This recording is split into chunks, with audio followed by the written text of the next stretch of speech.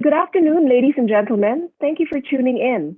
On behalf of Manila House, this is Bambina Olivares, the Director of Programming, welcoming members and non-members alike to today's online conversation, What's at Stake? The 2022 Philippine Elections and Beyond. This is presented in partnership with the Georgetown Club of the Philippines, Kennedy School of Government Alumni, Rotary Club Fort BGC, Harvard KSG Club of the Philippines, and Asian Society Philippines. Moderating today's discussion is veteran journalist Roby Alampay, the founder and chairman of Puma Podcast. If this is your first time to join us online, allow me to introduce Manila House. We are a private members club that opened in February 2017 with the aim of bringing together an assemblage of people from the business, creative, cultural, and intellectual communities who are all drawn to each other by a shared interest to learn about art, culture, food, business, and politics, and from the diversity of their fellow members themselves. It is a community of curious, committed, and caring individuals that lives on beyond the physical confines of the club. We began our webinar series in May 2020, covering and encouraging discussion about a range of topical issues from business and investment to health and wellness and art and culture. We have featured both local and international speakers and continue to broaden our reach among members and non-members alike. Our previous webinars are available for viewing on the Manila House YouTube channel. That said, for the non-members among us, you might like to consider membership to Manila House. We have a limited number of memberships still available. Please email membership@manilahouseinc.com for more information. And please be informed that Manila House, in compliance with the allowable IATF and LGU capacities, is open for dine-in to fully vaccinated members and their guests, and our takeaway service is open to the public. Please call us on 0917-816-3685 to place your orders. So before we begin, just a few ground rules. This event is being recorded and live streamed and will be up on the Manila House YouTube channel in a few days. Please use the chat box and the Q&A box for any questions and comments, and we'll get to your questions as we go along. Thank you. So we go to the polls in less than 2 months. These are indeed contentious and portentous times. Who we elect will have reverberations on our economy as well as the state of democracy in our country for years and years to come. So what exactly is at stake? So let's see what our speakers have to say. Speakers to you.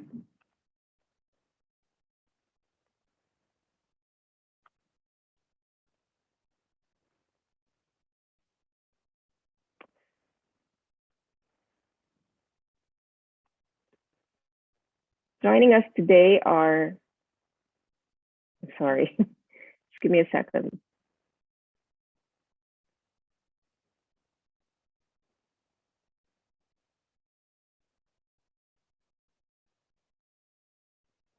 We have Dr. Clarita, a professor of political science at the University of the Philippines and executive director of Strat Search Foundation, Incorporated. Also joining us is Dr. Julio Teehankee, a full professor and research fellow of political science and international studies at Salle University in Manila. And aside from teaching and research, he has served as a political and policy consultant to government officials, electoral candidates, political parties, and national and international organizations. In fact, we're doing another webinar with him next month to launch his new book, Patronage Democracy in the Philippines, Clans, Clients, and Competition in Local Elections. Also joining us is Dr. Ronald Mendoza, who is Professor and Dean of the Ateneo School of Government at the Ateneo de Manila University. He is presently Dean and Professor of Economics at the Ateneo School of Government. Dr. Nicole Curato also joins us. She is a professor of political sociology at the Center for Deliberative Democracy and Global Governance at the University of Canberra. And as I said, our moderator for today is Roby Alampay, who's a journalist and former editor of Business World, editor-in-chief of Business World, and he also anchored the nightly newscast of The Big Story on Bloomberg TV Philippines. Unable to join us today, but also a big part of today's discussion is Quintin Pastrana, who is the president of Georgetown Club of the Philippines. So I think before we begin, I have a video message from Quintin because he's unable to join us. Just give us a second to cue it.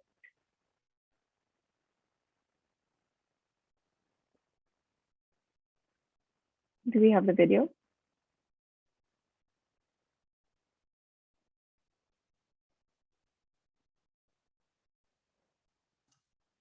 Just a second. Just a second. Okay, well, since we don't have the video on hand, it's not ready yet. Can we go to Dr. Clarita Carla? I'm sorry, I forgot to introduce Dr. Kendrick Go, who's going to be giving the closing statement today after the Q&A. Dr. Carlos, can I please call on you for your presentation?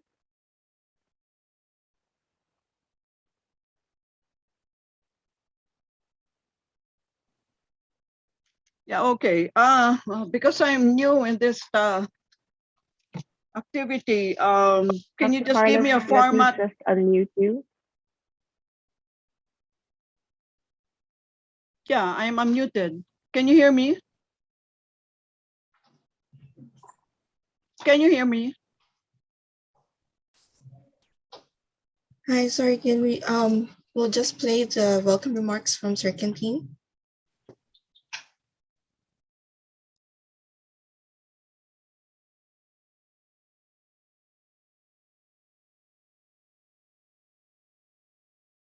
Ladies and gentlemen, my name is Quintin Pastrana. I'm the president of the Georgetown Club of the Philippines, and I would like to warmly welcome you on behalf of our partners to this critical forum, What's at Stake for the Philippines 2022 and Beyond. This is a watershed election, and what's critical for us today is to find out exactly, stripped of all the candidates, what is important for the next administration to face in light of the challenges accumulated over the last several administrations. This is an ongoing struggle for current administration, but at the same time, a new set of challenges given this VUCA environment for how the next leader, her cabinet or his cabinet, is going to be working together to embrace these challenges and to help the Philippines be resilient and transcend these opportunities into a new country and a new international order. So I really welcome you to this forum. Please feel free to ask your questions, raise your concerns with the panelists who are representing different persuasions, and will look at these challenges from an economic, sociological, political, and security lens. So I invite you again to enjoy the forum, embrace the issues, talk to the panelists, and it will be something that aligns with our Jesuit values on behalf of our club of contemplation and action, reasoning with the position, and more importantly, ad maiorem Dei gloriam, in que hominum salutem, which is something outside yourself for the greater glory of God, for the service of humankind. Maraming salamat po. Hoy Saksa.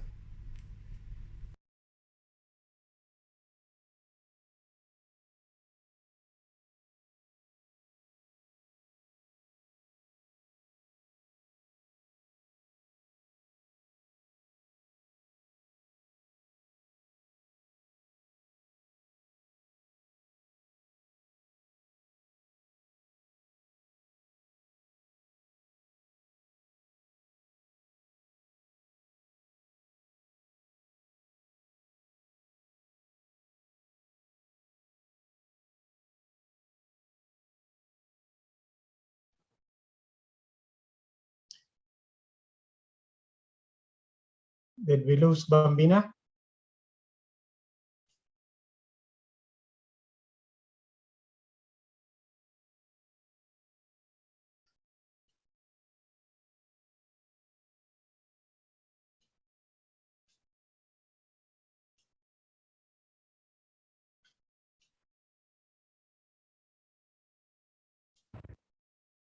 Hi, sorry, this is Roby Alampay jumping in here. I think my technical problems yata on the side of our host, Bambina. She's not in Manila, as some of you might know. Are you seeing me on your screen? Like I can only see the screen of Dr. Carlos at this point. I just want to confirm if you can hear and see me.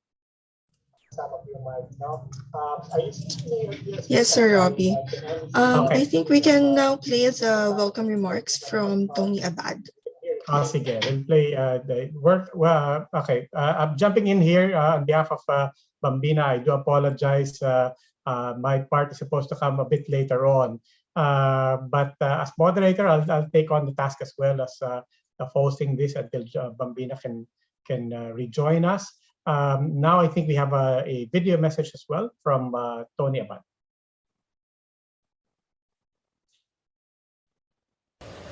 Good afternoon, everyone. This is Tony Abad. On behalf of the Harvard University John F. Kennedy School of Government Alumni Association of the Philippines, we welcome you to What's at Stake Philippines 2022 Elections and Beyond. Thank you for joining us. And special thanks goes out to Dr. Clarita Carlos, Dr. July Tihanke, Dean Ron Mendoza, and Dr. Nicole Curato for sharing their precious time and knowledge with us on this very important, and as my colleague Quintin said, a watershed election. These elections are particularly important, and for students of government and political science here at the John F. Kennedy School of Government, we may represent different points of view, different political persuasions, but we are of one mind in looking out for the public interest. And these elections highlight, I think, very serious systemic problems in our society and our political system. And I hope through discussions like this one, we will be able to sift through and understand the way forward. Again, thank you very much, and I hope you have an enlightening and lively discussion this afternoon. Take care. Okay, maraming salamat po. That was Tony Abad. Again, our program for today, as I was made to appreciate it, is we'll be invited 4 distinguished guests to speak with us. We're giving them 5 to 10 minutes, up to 10 minutes each, to tackle the question, as Quintin and Tony have laid down for us, agnostic to whomever might win in the coming elections. What kind of country, what state of government, what problems and issues will the next government be inheriting? What are the things, in other words, that our country will have to tackle regardless of who becomes our next leaders? So we'd like to invite, I know your time is very, very precious, and I know you're also pressed for time. So we want to start off with Dr. Clarita Carlos. And then afterwards, after hearing from all of our speakers, we'll have some time, about 30 to 40 minutes, to have a little discussion with them as well. If you're tuning in via Facebook or right here in Zoom, you can leave your questions in the comment section. We'll try to get your comments as well. Now let's start off. Dr. Carlos, if you're ready.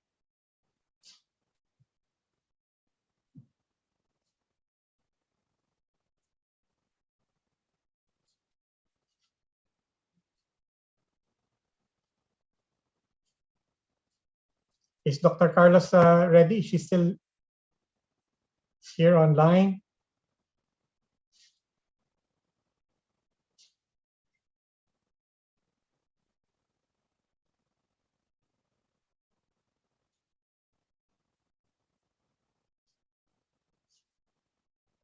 We seem to be having technical difficulties all around. Could I invite any of our speakers, July, Dr. Ron, Nicole, if anybody's ready to start us off?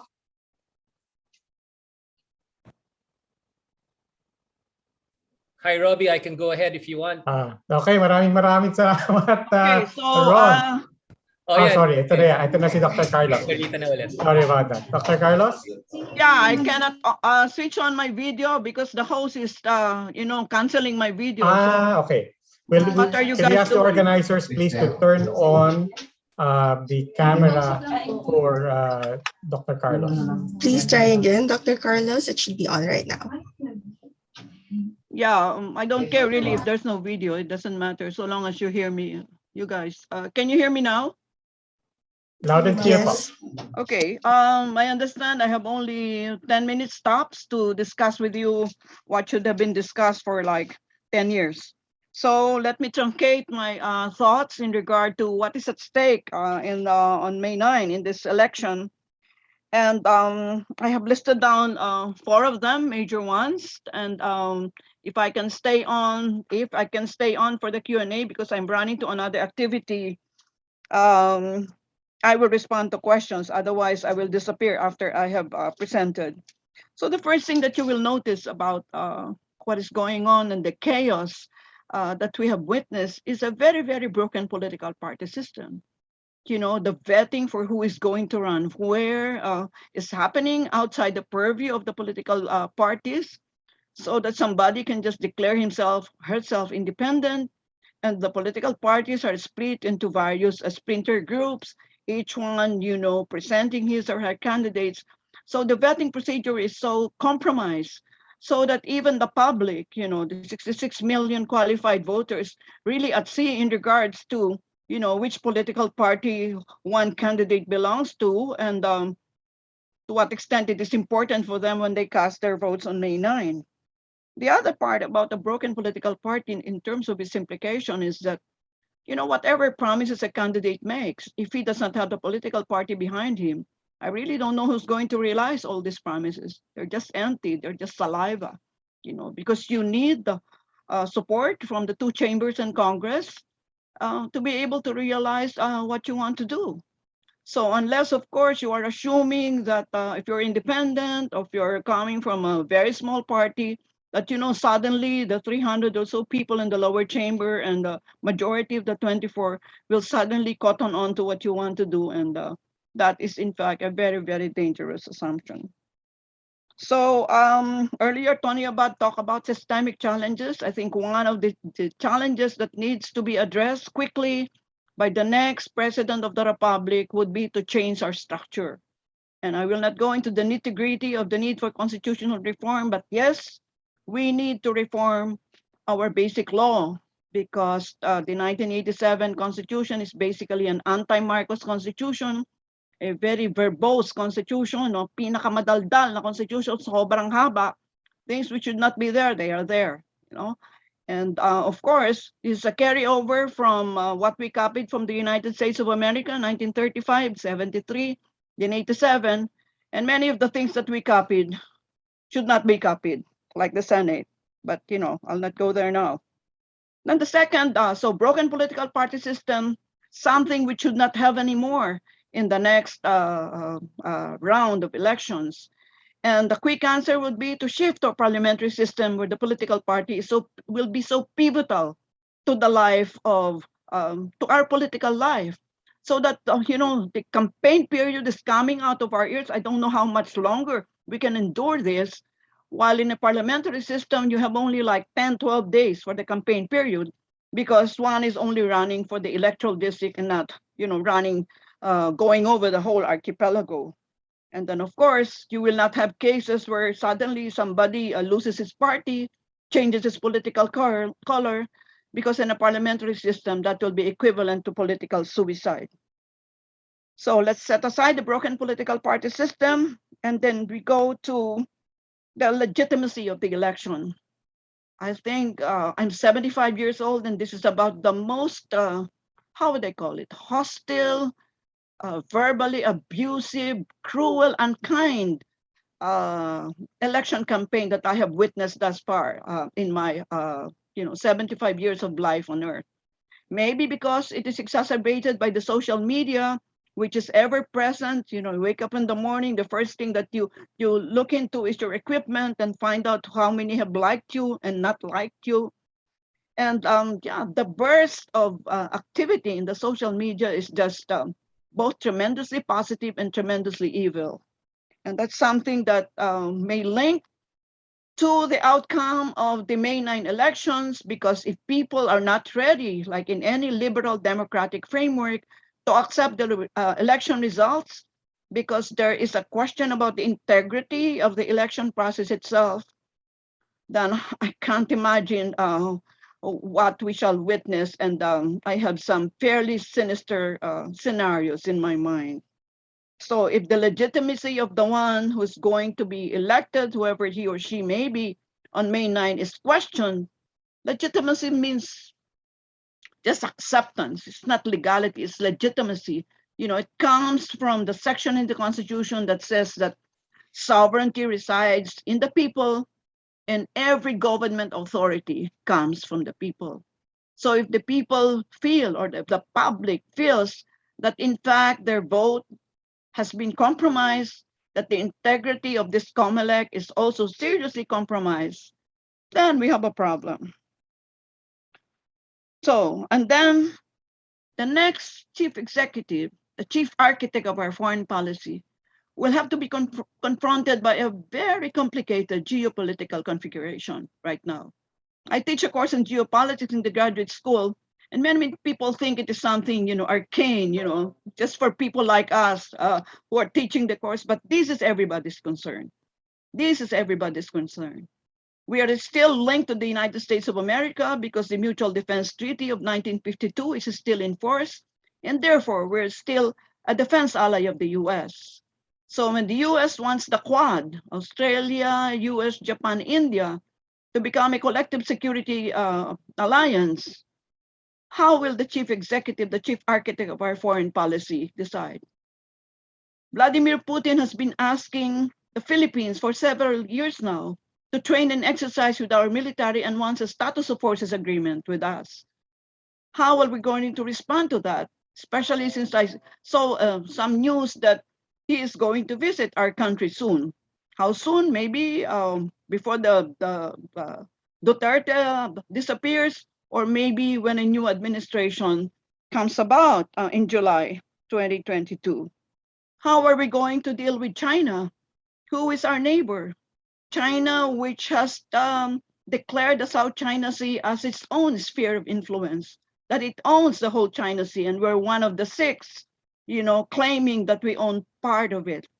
How are you going to deal with Europe in ascendance or descendants, depending on how you look at it?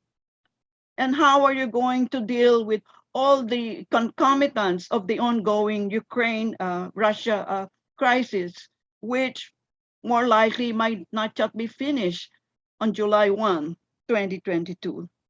So for me, you must have a Machiavellian, strategic thinker, wily person who would make the most judicious choices on July 1, starting July 1. You must have somebody who has a national strategy, who does not have a list of things just to promise, and they cannot be crocheted together, because a national strategy will contain all the milestones, all manner of means to put together the human and non-human resources of our country to bring about certain goals. If we only have a grocery list of things that you promised, that is not a national strategy. I don't know what to call it. It's a list. So a national strategy will tell us how to deal with India, how to deal with China, how to deal with the Quad, how to deal with Japan wanting to have nuclear warheads in Japan, and the like. You cannot have an intellectually vacuous chief architect of our foreign policy on July 1, 2022. I think I should end there. Thank you. Maraming salamat po, Dr. Carlos. And as you mentioned, we know you're running off somewhere. So I do just want to squeeze in one quick question, just in case we lose you for later on. But just on the first 2 points that you mentioned, the weak party system, as well as the structural things that we have to do with government, I would suspect, unfortunately, a lot of these are self-perpetuating, and also a lot of it feeds into each other. So where do you break the cycle? You break the cycle by structural reforms. There are two ways to change society. Either I change you, and it will take 3 generations to change you, your values, your orientation, and the like. That's empirically grounded. But you want us to short circuit the process, change the structures within which the individual behaves, is made to operate. That means constitutional reforms. You change it to a parliamentary system, you will not have the things that I have already noted. People, change their political color depending on what they want, and they never get punished. As a matter of fact, they earn more, mas guapo pa sila, they earn more points. This will not happen in a parliamentary system.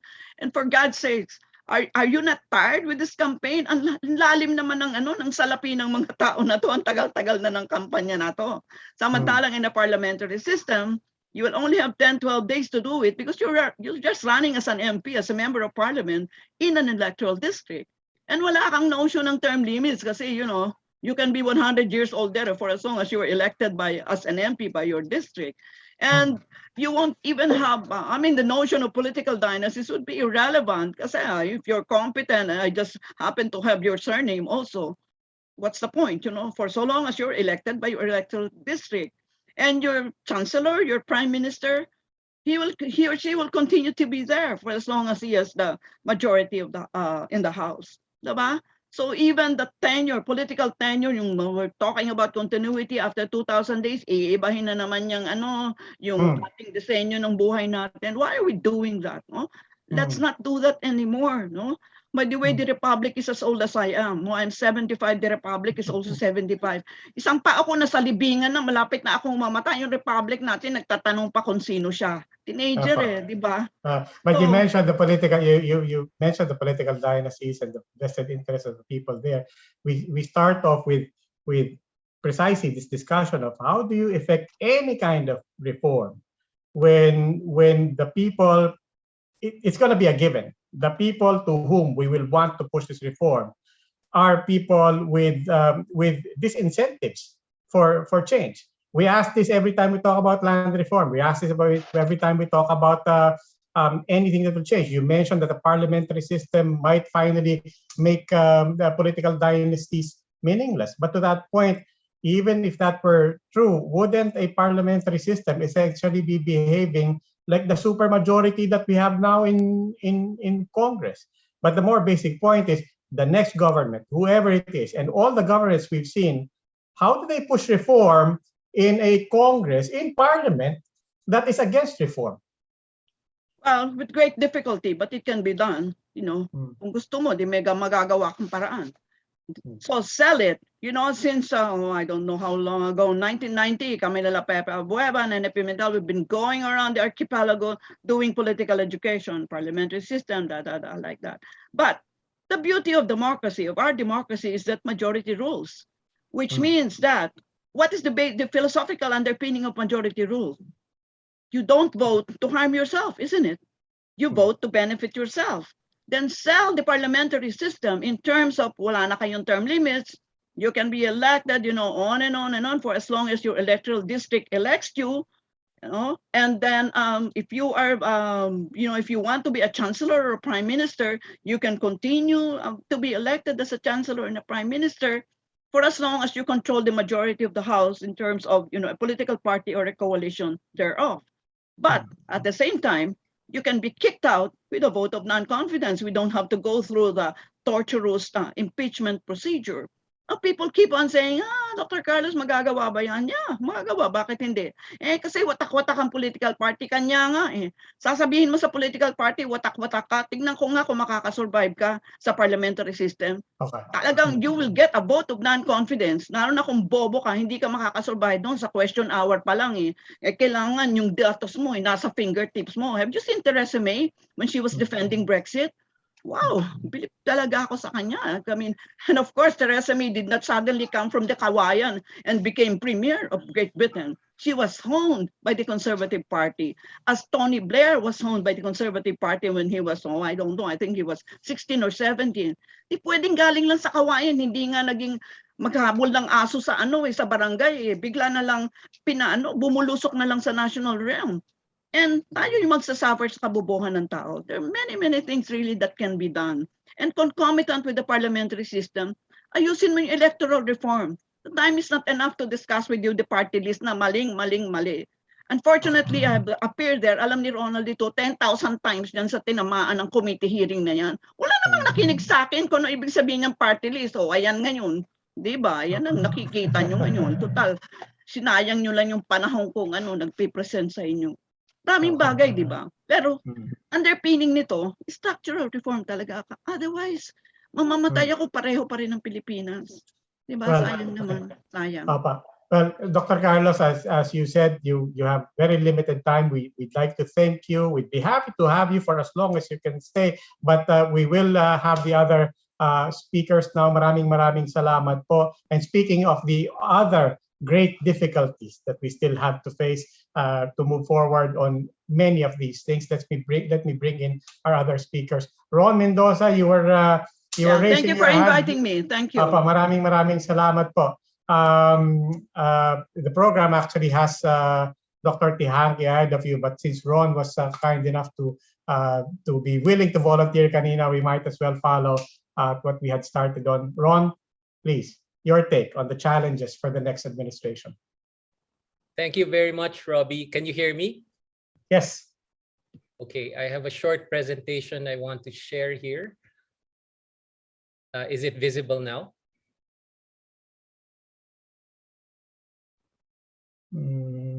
There. Yeah, it's loading. Okay. Yeah, we see it now. Thank you. First of all, I want to thank Prof. Clarita for joining us. I had a hand in inviting her, and Prof. Clarita has been helping us in Ateneo School of Government over my deanship term, getting a few PhDs graduated, and I'm very thankful for her for all that help and also for joining us today. I'd like to actually leverage some of her ideas that she shared in my presentation. I share a lot of her angst, actually, in the lack of reform that we're seeing. But I also see Roby's really sharp questions, and I hope I can answer a little bit some of them in my presentation. First, my thesis is that if you want to describe the challenges of the next administration, it is the challenges of all the post-EDSA presidents, and it is the persistence of inequality in our country. We've managed to reduce poverty, but we have not managed to reduce inequality in the country, and inequality reflects itself in a number of ways in the Philippines and maybe in other countries too. First is through weak upward mobility. Gustong umangat ng mga Pilipino pero ang hirap magkaroon ng mas maayos na trabaho, decent jobs in the country. And for most of us in the middle class, the way out of low income or even poverty is really to just migrate first to the cities, which are fast growing and have the few decent jobs, and then abroad. If you become an OFW, which I was for a while, by the way, it's 15 years abroad until I returned to AIM to teach. Second is political concentration of power. You want to change that weak upward mobility, but the people holding power, as Roby mentioned, are the main ones benefiting from the status quo. So there is sort of a big conflict of interest. Why would they change in a significant way the status quo when they're the main beneficiaries of this, not just in the political realm, by the way, but also in the economic realm?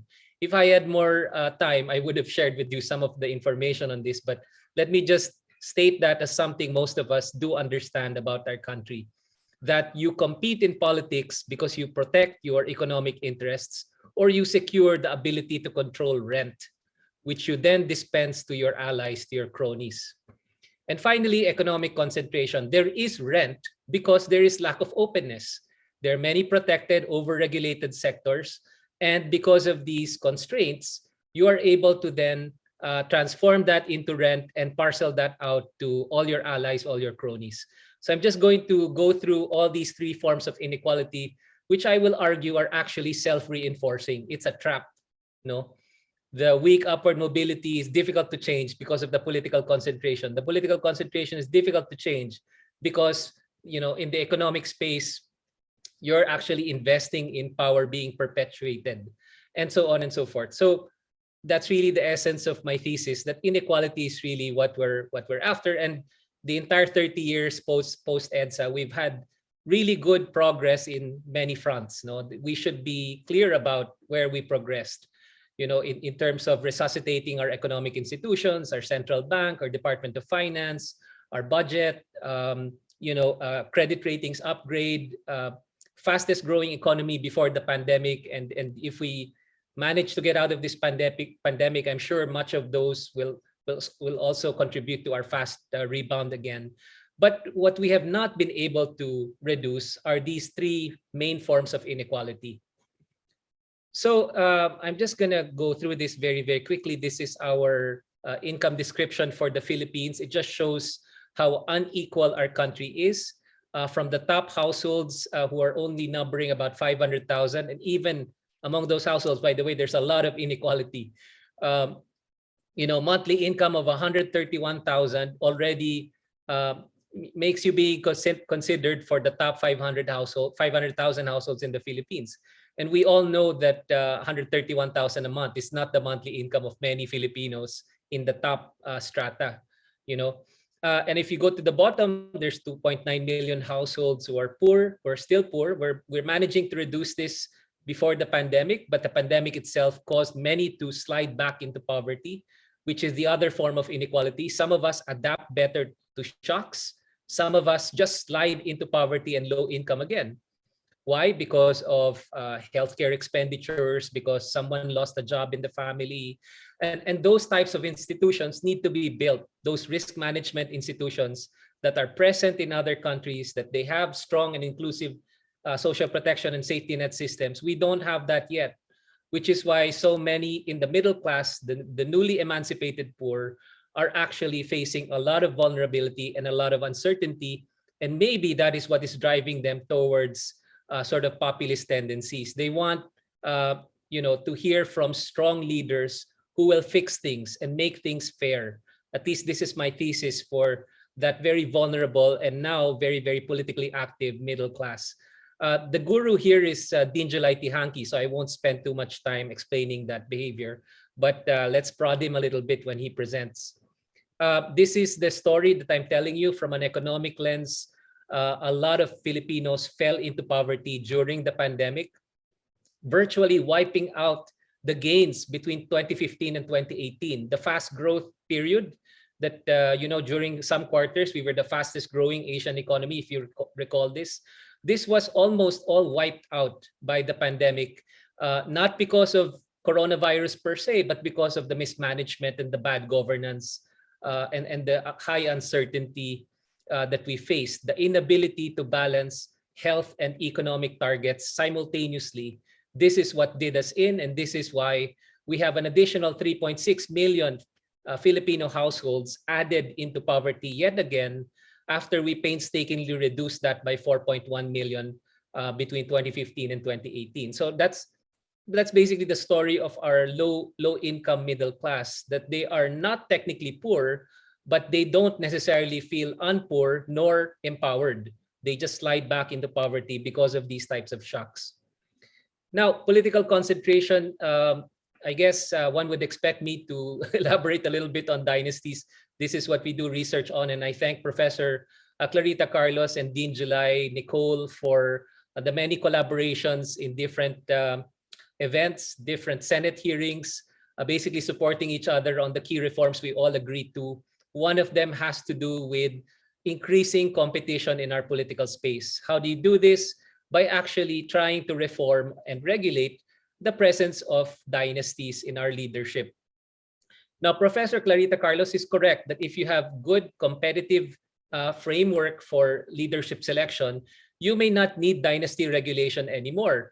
But in our case, in the Philippines, I have to believe that without dynasty regulation in the present status quo that we have, it's very, very difficult to imagine things changing. Why? Because dynastic concentration, the existence of fat dynasties, yung nagsasabay-sabay, they run simultaneously for power, actually erodes one of the key elements of our democracy, which is checks and balances, especially at the local level.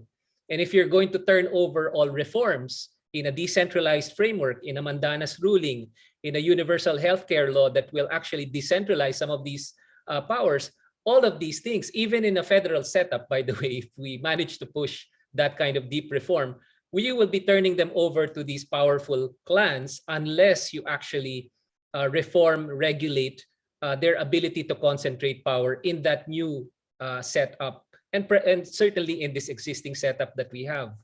What does it look like? And this is the famous slide that I presented in several Senate testimonies. 80% of governors, 67% of congressmen, and over half of mayors are coming from fat dynastic clans, meaning 2 family members and above in each clan are actually in elected office. And so therefore, they are beginning to consolidate power even more over time. So the governors, there were only about 57% of them were dynastic in 2004. They're now 80% dynastic at this point. Only 2 are left out of the 81 governors who are not from fat dynasties. right? Vice governors, the same. It started with 54%, went up. Mayors are the same. It started with 40%, it went up to over 50%, and so on and so forth. The tendency is to crowd out alternative leaders, to crowd out non-dynasties, and the signal to reformists, the signal to alternative leaders is to form your own dynasty if you want to stay in power. So they quickly turn into the monsters that they wanted to replace. So this is the life cycle of good people put in a bad system who turn bad eventually. And again, Dean July is sort of the expert here, and I won't spend too much time elaborating on the dynamics of that. This is just one example. Since I'm an economist, you would expect me to correlate governance with poverty reduction, development, and so on. So this is just one picture of one province. So I spared us the picture of the governor's family here in the interest of sensitivity. In 2004, this particular governor had 3 family members in office. In 2019, he has 8 family members at that point. And in the meantime, poverty is increasing in that province, as you can see on the right-hand side of this slide, from about 40.7%, let me see here, to 82.5% at the 2018 period. So you can see this kind of a situation for many provinces, and we have the slides for all provinces in the country for this 2004 to 2018 period. So for those interested, just write to us in Ateneo Policy Center and we can share with you what your province looks like in this country. We also have a website for young people where we actually share the data so that they can track what their province looks like, where they live. See here.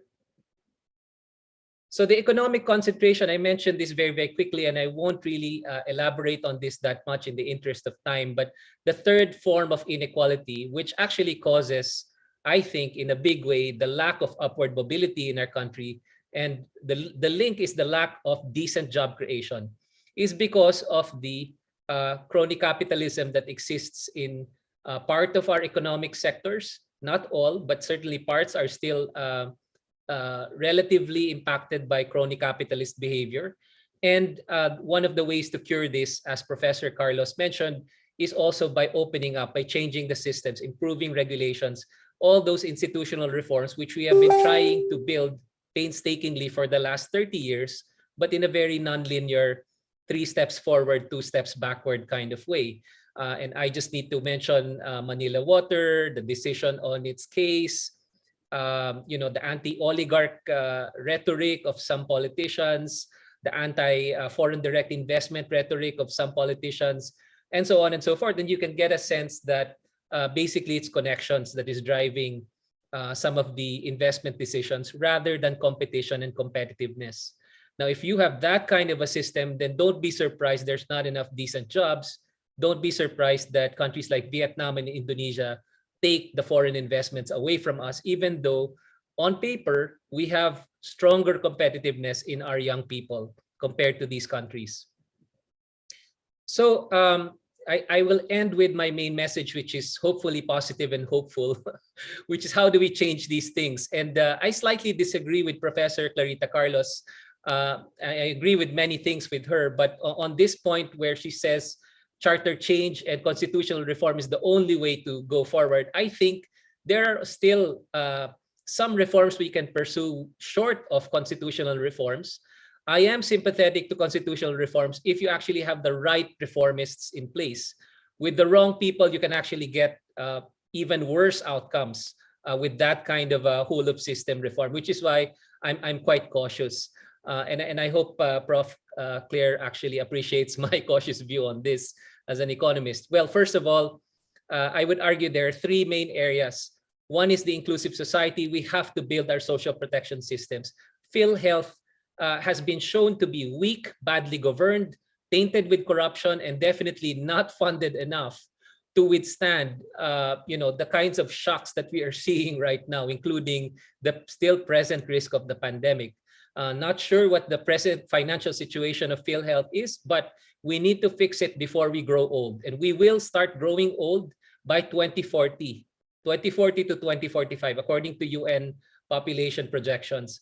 We can afford a little bit of these shocks and adjustments right now because we're young. But when we're already up there and there are more old people than young Filipinos, that's not the time when you look at a place like PhilHealth, social insurance, and that's when you start to fix it. That's when it's going to be very, very difficult. Upward social mobility is the other issue here. Without decent job creation in our territory, in our economy, it's going to be very, very difficult to imagine our middle class being satisfied with the type of economic trajectory that we are pursuing. We are enjoying fast growth, at least before the pandemic, but this growth has never really satisfied the growing ambitions of our middle class. We have managed to reduce poverty very, very slowly. And that's obviously a good thing. But the challenge now for the country is not just reducing poverty. It's actually satisfying the ambition of our growing middle class. And the growing middle class is actually what is driving many, many election results from 2016 onwards, as Dean July will probably explain in his presentation. Inclusive democracy, so I'm an outspoken sort of advocate of reforms here, regulate the dynasties, build the political parties. So I very much agree with Professor Clarita Carlos there. I would think you need to do this before pursuing a charter change, before you pursue constitutional reforms. Fix the leaders first. Make sure that we have the right people that we're going to turn such a sensitive and important reform agenda to. If we turn this over to the same dynasties and the same crony capitalists we are already seeing benefiting from the present system, then I don't think we should be surprised that it's going to be a farce, which is what it became in the last 6 years. We thought, Sen Nene and I thought that this was actually a real federalist decentralization reform. It was hijacked by Congress. And where is Congress at right now? 80% fat dynastic. The third point is inclusive economy. And again, I'm just going to briefly mention, we need to level the playing field, increase competitiveness, improve competition. All the things we've done so far for the economic side are great, but we need to focus now on inclusiveness. We cannot continue to just focus on growth. Growth without it benefiting larger parts of the country, creating new growth engines for the country other than Calabarzon, other than Cebu, other than Metro Manila. That is what we need to pursue now for greater inclusive growth for the country and more stability for our middle class, who will now begin to influence in a big way, if it hasn't already, our political landscape moving forward. Thank you so much, Roby and colleagues, for the chance to share these views. I hope I didn't run over time too much. Maraming salamat, Ron, and Dr. July Tihanke. I hope you got all the prompts from from Ron. Let's turn over to you. Let's go from Ateneo to Salle. Dr. Tihanke, of course, is full professor, research fellow for political science and international studies at De La Salle University. Thank you, Roby. I can't start my video. Can you please? It says that the host has stopped my video. So can you please fix it?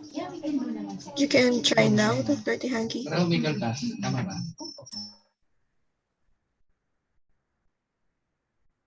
There you go.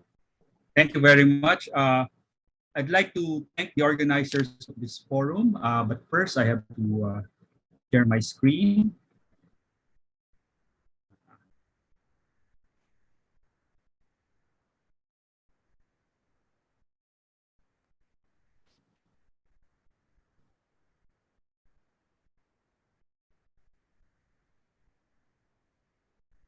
Okay, so I would like to thank the organizers of this forum, the Georgetown Club of the Philippines, Harvard Kennedy School Alumni Association, Rotary Club, Fort Bonifacio Global City, Asia Society, Luma Podcast, and Radio Katipunan for inviting me to share my thoughts on the 2022 presidential election. So the election campaign is heating up as hot as this year's summer. And I would like to frame the upcoming election from the broader perspective of political time. Thus, I would like to ask the question, are we now witnessing the twilight of the EDSA Republic?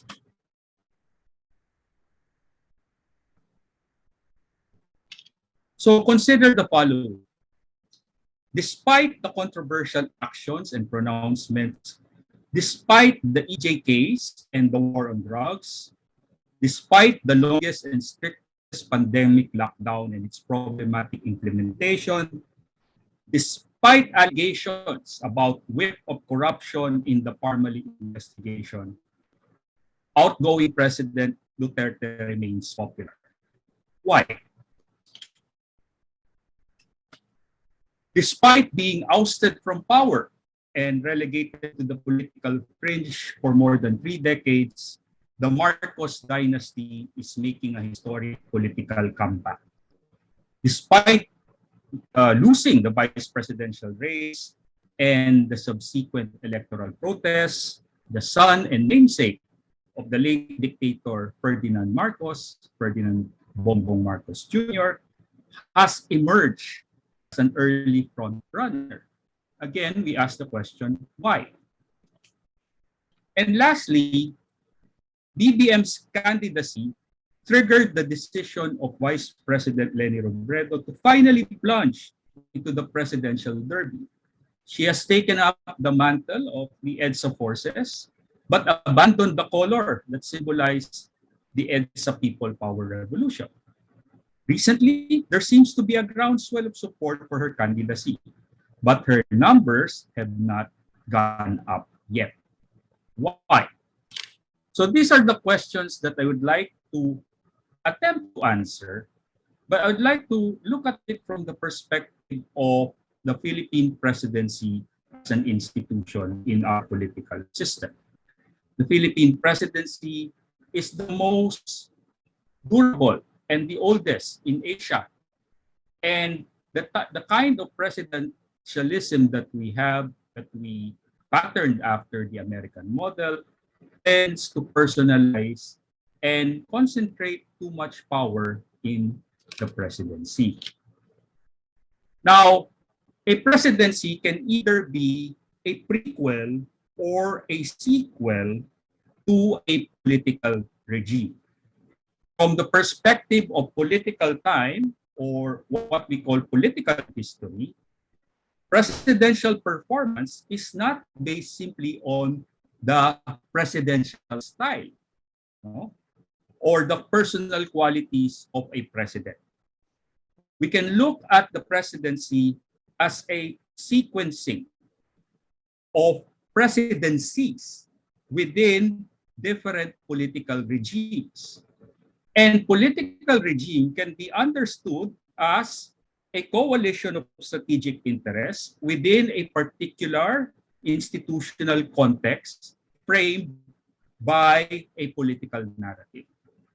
Hence, instead of looking at our presidents, no, from the time of Aguinaldo to Duterte from a chronological perspective, let's chop it up into different regimes and assume that each presidency is either an affiliate or someone who is opposed to the existing regime.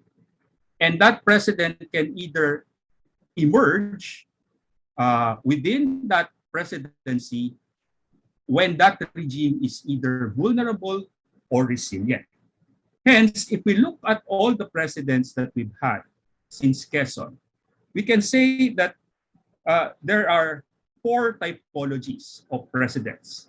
The great repudiators, or those who dismantled the old regime and set to establish a new one. So for example, Quezon dismantled, attempted to repudiate and dismantle the colonial regime of the Americans by rallying around the narrative of nationalism and continuing the unfinished revolution of Aguinaldo. Marcos then also repudiated. He ascended within the regime of the post-colonial Third Republic, but he ended that Third Republic by declaring martial law. Manuel Rojas questioned the continuing validity of the nationalist narrative of Quezon and embraced the neo-colonial post-Cold War regime of the Third Republic. And then, of course, Corazon Aquino repudiated Marcos, and so on. Now, orthodox innovators are presidents who are affiliated to a strong regime, and their administrations have been marked by a continuation of their political narrative.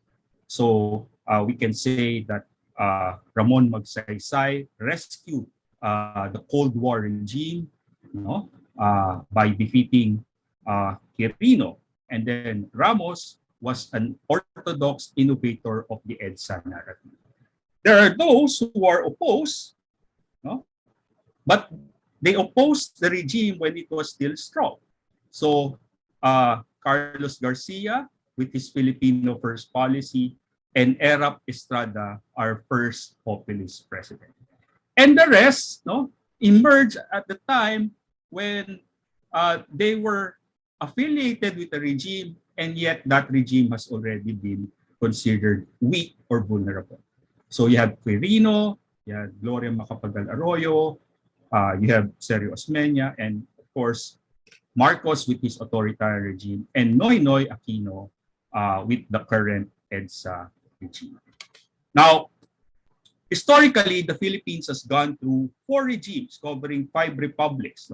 The nationalist regime of First Republic, Commonwealth, Second Republic, neo-colonial regime, Third Republic, authoritarianism, Fourth Republic, and the liberal reformist regime, also known as the EDSA regime or our current Fifth Republic. Now, using data from the varieties of democracy dataset, the largest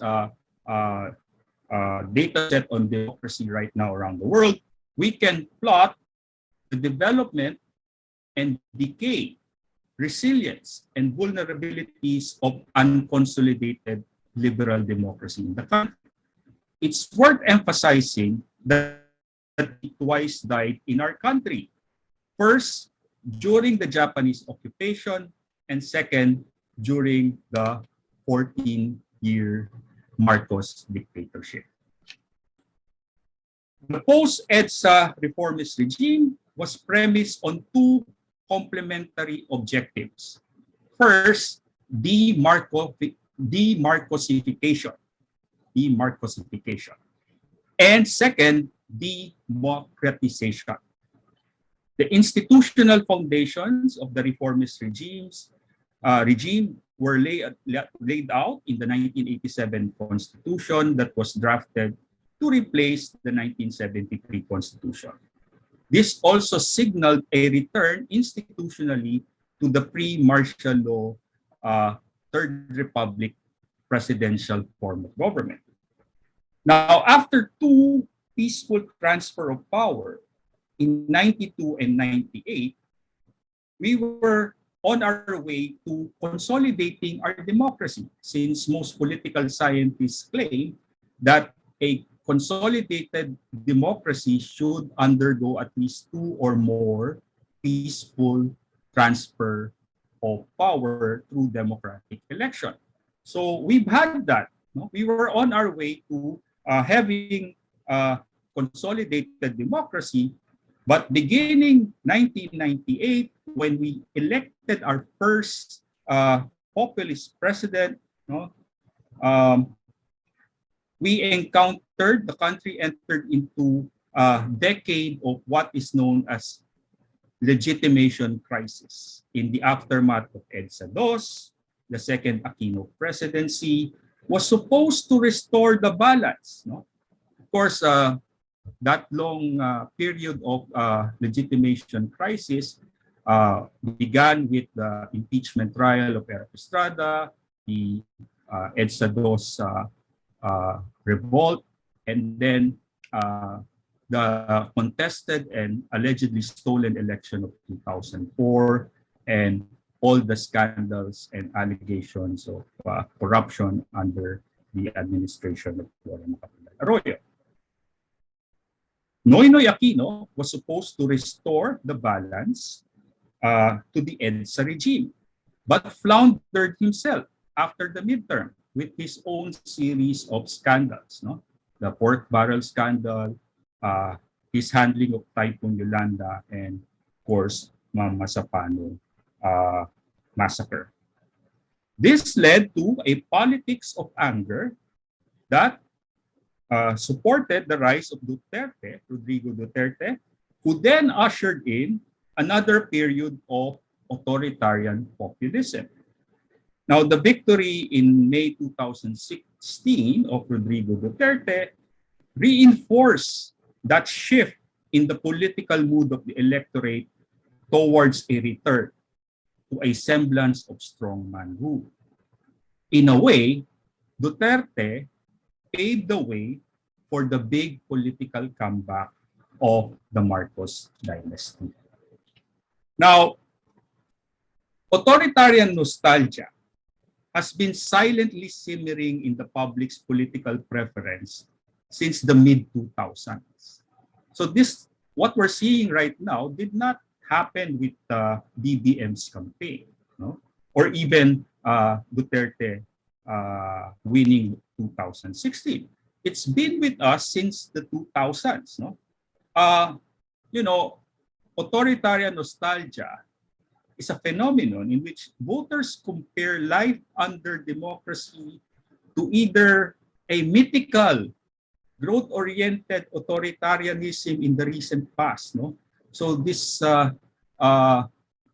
myth being popularized on social media of a golden era and tons of gold. And generation Y and Z are susceptible to accepting this myth because majority of our voters, more than 50%, come from ages 18 to 44. And those in the 44 bracket were only in their elementary grade during EDSA DOS. So more than 50% of our electorate have no clear recollection or even knowledge of what happened during the Marcos era. And then for some, yes. Dr. Teehankee, just a gentle prompt. I'll give you another 2 minutes to wrap up. Yes, I'm down to my 2 slides. Okay, so another manifestation of authoritarian nostalgia is looking at our rich neighbors and trying to emulate the authoritarian neighbors in the region, for example, Singapore. So as early as 2005, the Asian Barometer survey reported that 41.5% or a little less than most respondents agreed to a strongman rule, or a majority of 61.5% agreed to some form of authoritarian. Now this relates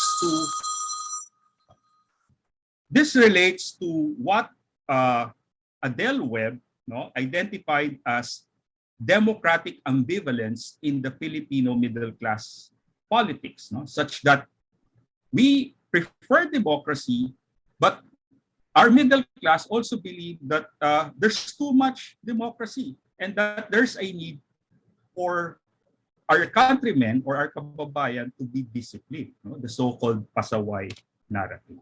So, just to end this, 4 scenarios in the coming election, given the survey results and given this broad historical view of the upcoming election.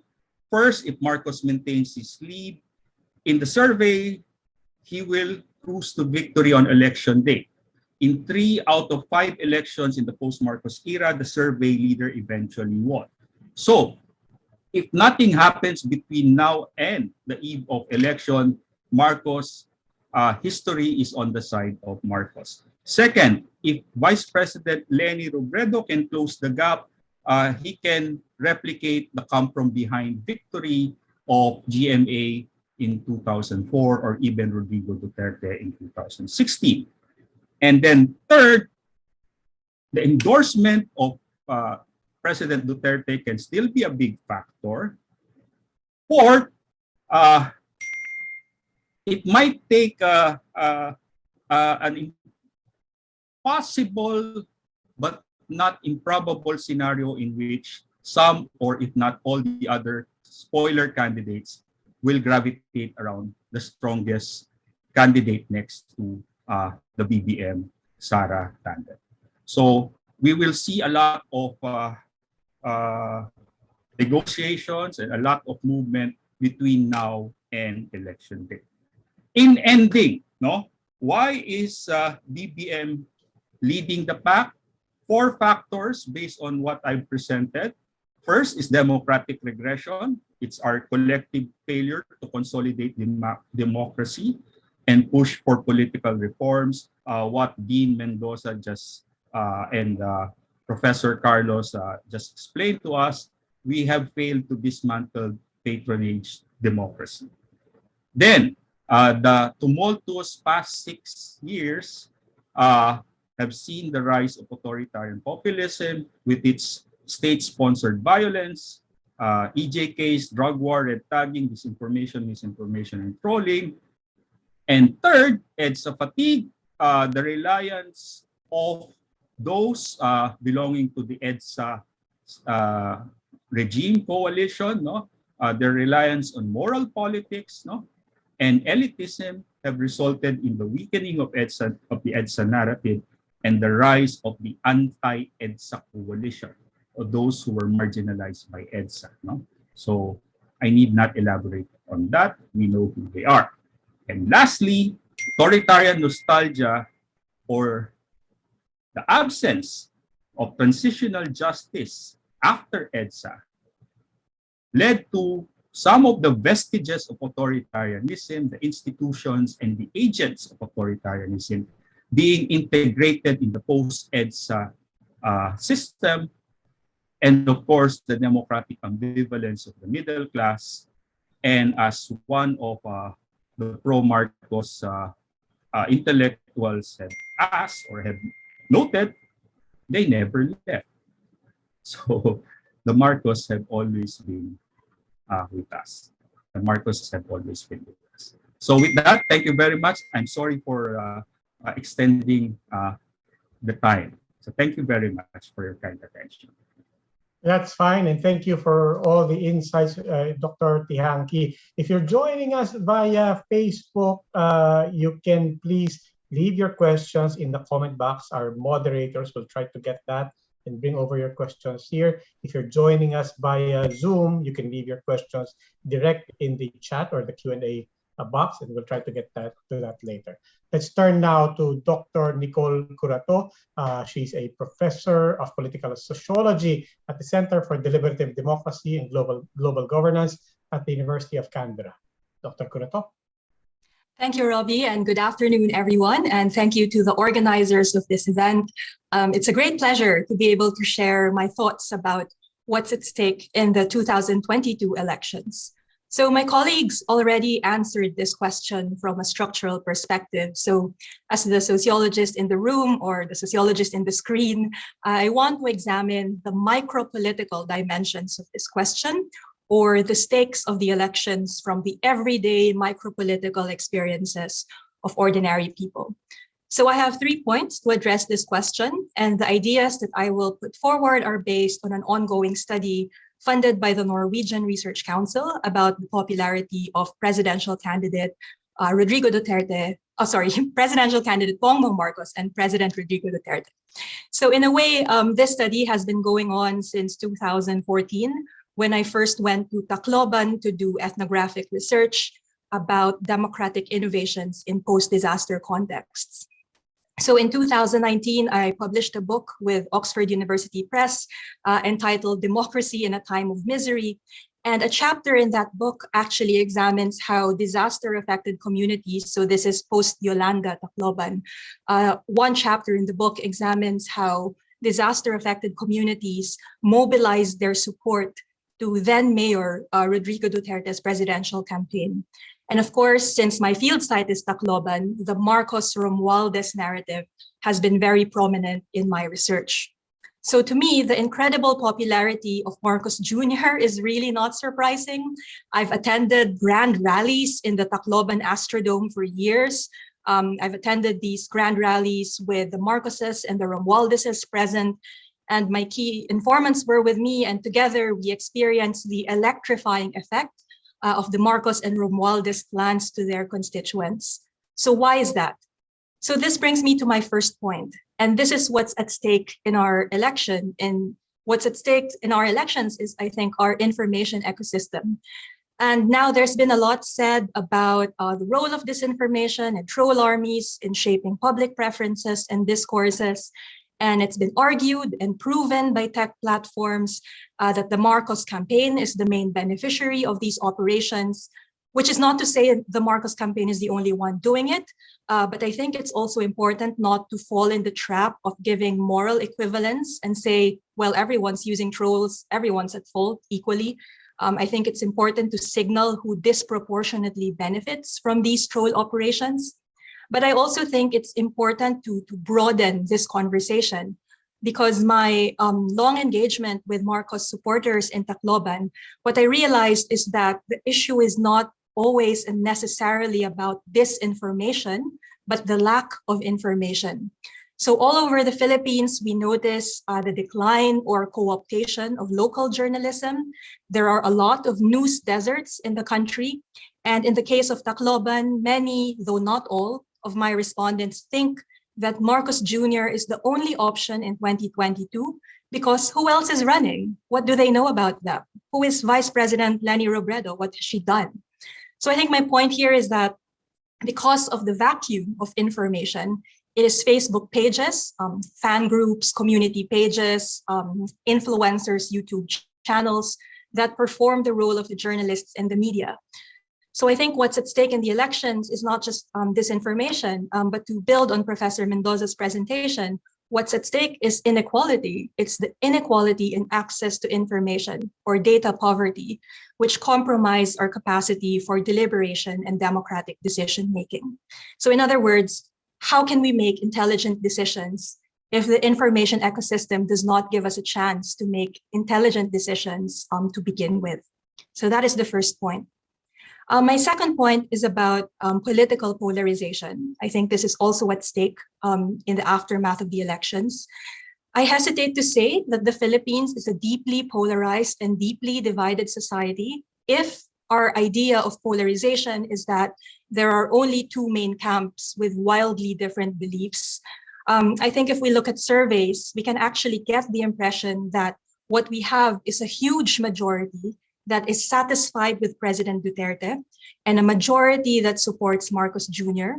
And what we have is a small but vocal opposition that energetically problematizes the popularity of Duterte and Marcos and holds the space for dissent and contestation. I also think that the depth of difference is more imagined than real, and it's heightened by how conflict unfolds on social media. So again, for the past few months, I've been revisiting my field notes in Tacloban. And actually, now that I observe my respondents from disadvantaged backgrounds, many of them actually are not fanatical supporters of the Romualdeses and the Marcoses. As I've mentioned, they like them because they hear about only these people. They like them because they only hear about them. So their information ecosystem is quite limited. But more than this, I think many of my respondents are also creative political actors. So for example, I have known one respondent, she calls herself a diehard Marcos supporter. She likes Imelda Marcos because she is from Leyte, and my respondent feels proud that Leyte can tell the story of this woman na umangat sa buhay and built a beautiful bridge connecting Samar and Leyte and hosted fiestas for them when the Marcoses were in power. When I asked her if she's open to consider other candidates this 2022, she said, kahit sino, basta bigyan nila ako ng pagkakataon maging leader. And by leader, she means being in charge of the campaign being in charge to campaign and deliver votes from particular barangays. So I will cross-reference this observation to Professor Teehankee's new book on patronage system in the Philippines. Now, going back to that case study, I refuse to actually call her a hakot, or in her case, manghahakot. She's in charge. She wants to be in charge of a certain barangay to deliver votes for whoever is running for office. I don't want to dismiss her as an unscrupulous political actor, because I think what can be drawn from her experience is her openness to be part of a political campaign that has clear benefits for her family's well-being. She knows that she has some capital She knows she has a social network. She knows she has the skills, and she is ready to do political work, just like advertising companies and creative industries that are ready to use their network and their skills to build a politician's campaign. So I guess just to tidy up the point, I think what's at stake in these elections is our capacity to build bridges and create opportunities to build plausible political projects with intersectional alliances instead of tagging or categorizing Filipinos in artificial categories. The case study I mentioned is a woman who considers herself a diehard Marcos supporter, but is also willing to be convinced by other candidates if they respect her as a political actor and convince her to join their campaign. So I think our differences are not as hardened as we usually think, especially if the only politics that we see is the politics on social media. Finally, it may be stating the obvious, and Professor Carlos already alluded to this. I want to emphasize that what's at stake in these elections, I think, is the peaceful transfer of power. I don't want to be alarmist. I want to be responsible when I say this, but I do worry that there are many indications from both the Marcos and opposition camps that massive electoral fraud will happen in May, and therefore the results of the election will be illegitimate. So my basis for saying this is a qualitative social media monitoring that we're doing of election-related disinformation, and particularly monitoring posts that cast doubt on electoral integrity. So some question the integrity of ballot printing. Others say that if Marcos doesn't win, it's because the US interfered in the elections. Marcos Jr. already claimed that he was cheated in 2016. I've gathered posts on social media that say that surveys are rigged and that the COMELEC is unreliable and that the only reason Vice President Robredo will lose is because of electoral fraud. And I think this is a cause of concern. Elections are important because they facilitate a peaceful transfer of power. But that only happens when the results are credible. And I think independent election monitors are crucial in this election, giving the intensity of suspicion about the outcomes of elections. And I really hope I'm wrong, because I couldn't be happier if the ending of this election, regardless who wins, if the ending results to a peaceful transfer of power. So I will end my comments there. Roby, back to you. Maraming salamat. You could end it there, Nicole, but I won't let you off the hook. I'll keep you for my first question, because I do want to take it from the lens of society first, and not necessarily from the lens of politics. You talked about political polarization. Everybody did. But the reality is that's how elections are in the Philippines, diba? As in many sites, it is, elections are almost by definition divisive for a moment in time, and it doesn't quickly heal. But I suspect that this particular elections, because the polarization has become very, very explicit, and in fact very brazen, spelled out for everyone, di ba? That this is against decente politics. This is about, as Dr. Tihanke said, could this be the waning of the EDSA republic, and so on. Manolo Quezon, I saw in one article, framed it as, again, reformists versus populists over the past decades. And so we're heading into after May. Let's assume everything on good faith. Let's assume everything is clean. Everybody accepts it's credible. It's credible elections, and your worst fears do not come to pass. But then now we come with our normal fears, which is first thing people inherit, the leaders, this government inherits, is a divided country still. Talk about that society that the new government, whoever wins, will be inheriting and will have to lead. And what are the divisions in that society? What are the lines of division that have to be addressed, from the easiest to the most difficult? I think what's peculiar about this election is we don't have a leader who is, or we don't have a candidate who is brazenly populist, because that's how divisions are actually institutionalized. we had President Duterte, who had this populist division of virtuous Filipinos versus drug addicts, right? So in this entire regime, his regime just excluded the rights of drug addicts because that is the way he views society. I don't think any of our candidates created that division. In fact, if you look at presidential candidate Marcos, it's about unity, right? Everyone is welcome. Human rights lawyers, people with cases of graft, everybody's welcome. So I think that kind of appeal to unity in a way has an anti-populist spin, that everybody is welcome. But then I also draw inspiration from my respondents, because I feel like the conversations we're having about the academic debates on the populist versus the reformist, a language that I use myself in my academic work, does not really resonate when you talk to communities who are just trying to get by and make a living. For them, they will support a president who will help them. To them, they will support a president who will be there when a disaster hits, right? So I think the challenge of healing and building bridges is more the task of people who are in the intelligentsia, in the social media fights, and how we can find common ground. I don't think the Philippines is like the United States, that is polarized to the point that people who go to Whole Foods are Democrats and people who don't go to Whole Foods are Republicans. I don't think that encroaches on our social space. And I think the final answer is I draw inspiration from the work of, he's a political philosopher, Robert Delis, and he actually argues about the importance of creating social spaces that are ring-fenced against politics. It sounds counterintuitive, right? Like for people in the room, we study politics in very different ways, but also there is a recognition that we can hold stability as a nation if we also build social spaces where we can see each other as humans, not just as people with political preferences. So yeah, I think the rebuilding will happen on the social dimension and not just on the political dimension. Okay. But Ron and Dr. Tihanke, let me bring you back. If you could turn on your cameras for everyone to see. And this is a question for everyone. But if that's true, and let's put it this way. Ang problema ng mga Pilipino is still sa sikmuran nila. Diba? Even after the election, I agree. We're not ideologues.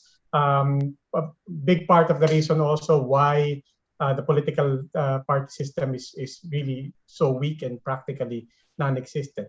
Pero kung sa sikmura pa rin tayo mag-uumpisa, isn't that basically starting from the same grounds by which we will still be perpetuating the same flawed political patronage system, and will still be essentially be functioning with the same dynamics that feed off the same desperation of our people. So that leads us off on the wrong foot yet again. Yeah, we are where we are because of the failure of the political class, the political class in the post-EDSA period to address the most important aspect of all, which is what Dean Ron mentioned in his presentation, which is inclusiveness, and every administration upon ascending to power would focus on the economic aspect, but they usually run out of time in tackling the most important political reforms. They managed to work on a couple of social reforms, but not completely. And for as long as we haven't really addressed the very structural nature of our political system and our economic system and address the problem of inequality, the lack of actual polarization, in fact, you mentioned polarization, from a classical political science perspective, in fact, that's the problem. We actually lack the proper polarization based on actual socio-political privileges. Our polarization is based on high-stakes personality patronage-based politics. Ron, you have a... Yeah, just to add that I'm a big supporter of focusing on political reforms at this point, even though I'm an economist. My general observation based on the research of the political scientists and the research of the economists and the research of Nicole and other social scientists is we have over-focused on liberalizing the economy, and it has produced some good things, but we have not liberalized our political system. It is still in the clutches of these clans. And if we don't liberalize that political system so that you at least give some further legitimacy to that system, then So what's a simple mechanism? there's three at least that I learned from Dean July, so I just basically support his reform agenda as well. It's dynasty regulation, political party reform, and campaign finance reform. At the very least, these three things, and then you go with the next set, which has to do with social safety nets. Because if you don't have a strong middle class that can stand on its own, they go back to the patrons, in cycles with shocks. So that's another set. All of our social safety nets we need to fix, make them inclusive, make them see that it's not just the poor we need to protect at this point. There's a big middle class with demands for stability, and they're not getting it. Okay. We have a question here from an anonymous attendee. It says, what about education? Isn't quality education also an important element in breaking the trap through inclusion? Education needs to outpace the speed of misinformation and emotionally charged debates in social media. Quality education might also suffer considering malnutrition is a big issue in the Philippines. Your thoughts? I mean, Well, of course, it will not. Sorry, go ahead, Dean. Sige, Nicole, please. No, I'll just say I don't disagree. Obviously, education is important, but I think we also need to take the next step. What happens after the students graduate?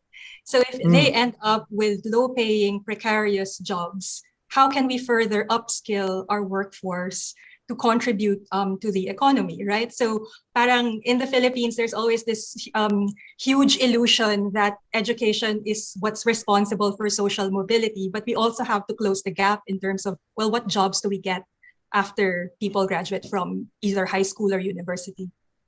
And also, I might just want to volunteer here and add, speaking of not just what the next government will inherit, but what the next governments, actually the government to be elected in 2028, 10 years from now, they will be inheriting a workforce that basically has a cohort of grade schoolers now who were basically stunted for 2.5 years in their most foundational and most basic education. And not to mention, as our anonymous commenter pointed out, not only stunted mentally, but even stunted physically for having been deprived of public feeding programs in public schools. And these are at their formative and foundational. But again, Dr. Tihanke and Ron, I just want to prompt this also. Every time somebody asks about education, one is everybody agrees we need that. Personally, my problem with it is, yeah, but education, tagal-tagal pa bago kumagat yung impact niyan. Di ba? Yeah. Is there any way to answer? Is there any way to answer that at the same time? Throw us a bone na we can do something that can pay off in 3 years?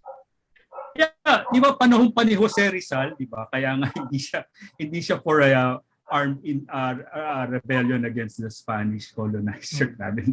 Sabi niya kailangan ng edukasyon, di ba? So panahon pa ni Rizal yan ang issue. No? Pero again, aside from the fact na kung may education ka man, ano man ang trabahong makukuha mo after, no? Ako yung babalikan ko pa yung bago pag-graduate, no? Kasi di ba sa social science, no, and I'm sure Ron and Nicole would agree, no, there's such a thing as unintended consequences, no.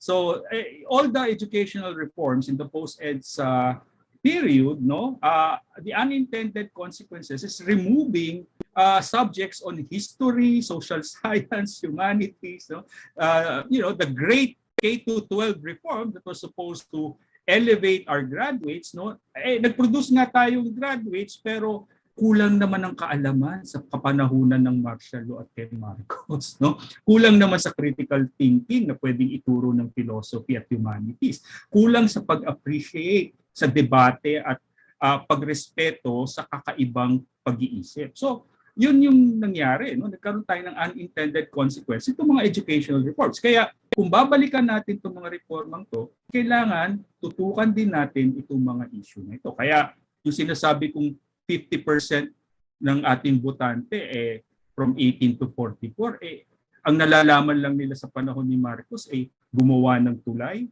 di ba? At kinalaban ng mga komunista. So, di ba? So, and then we're surprised kung bakit sikat sila ngayon, di ba? Ron, let me ask something about you mentioned Mandanas, no? The Mandanas ruling. And every time it's brought up, Dr. July knows this because we talked about it also on the Chiefs. One question that always comes up is capacity at the local level. You did mention, I mean, this is going to be a lot of money flowing.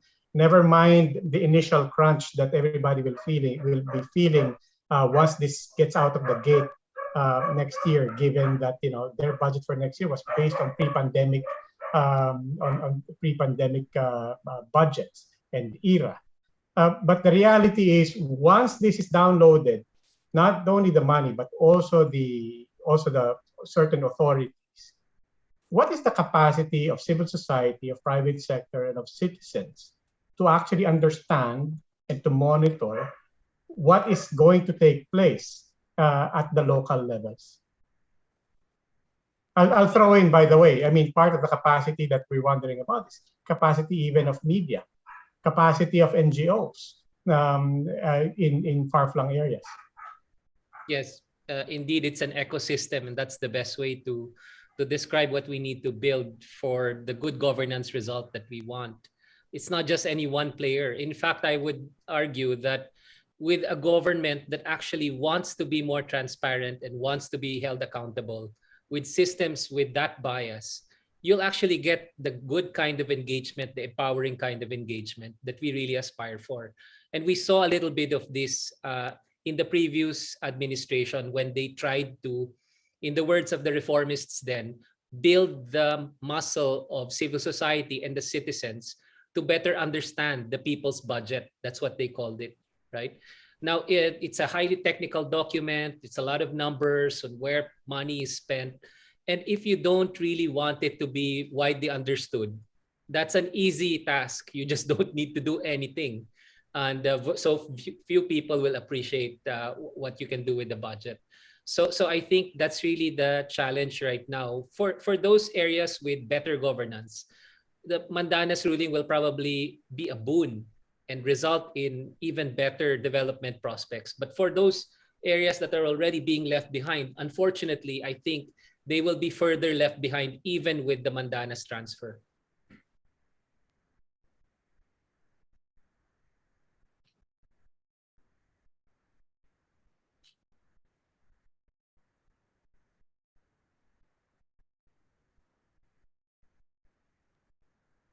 Roby, you're on mute.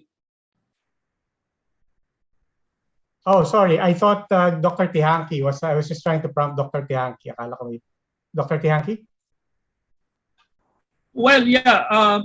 Some of our local chief executives are expecting the Mandanas ruling to be a manna from heaven. But what they fail to realize that it might result in added responsibilities that they do not have the capacity to handle. No?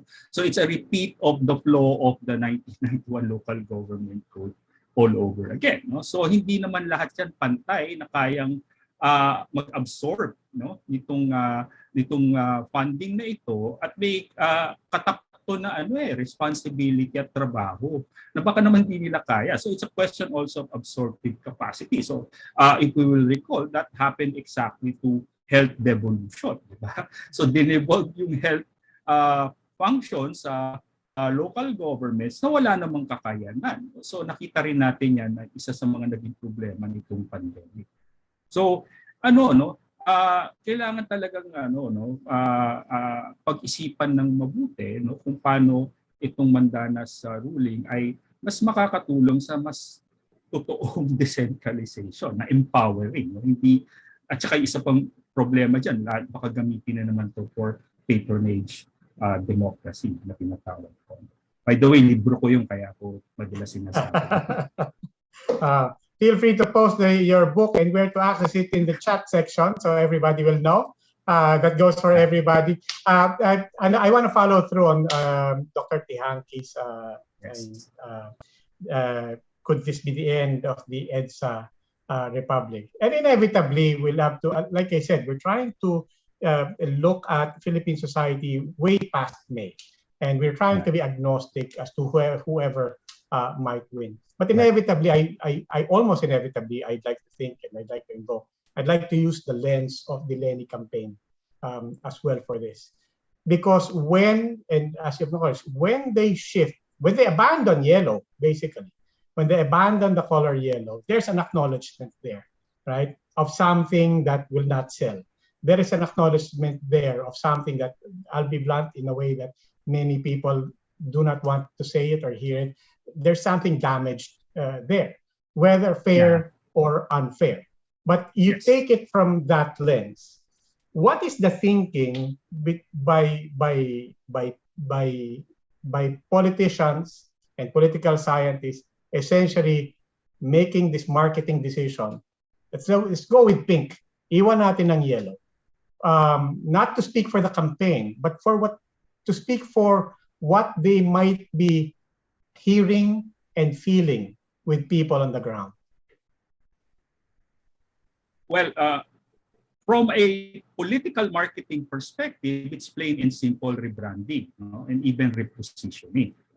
So BBM rebranded himself and his message. And it's the irony of all ironies in this year's election that the most divisive political brand has appropriated the message of unity and hope. And it's working, it's resonating. So you have to give it to their team for doing that, for successfully rebranding and repositioning their candidate. Now, the Lenny campaign has also attempted to do the same, but the problem is even the changing of color. Why pink?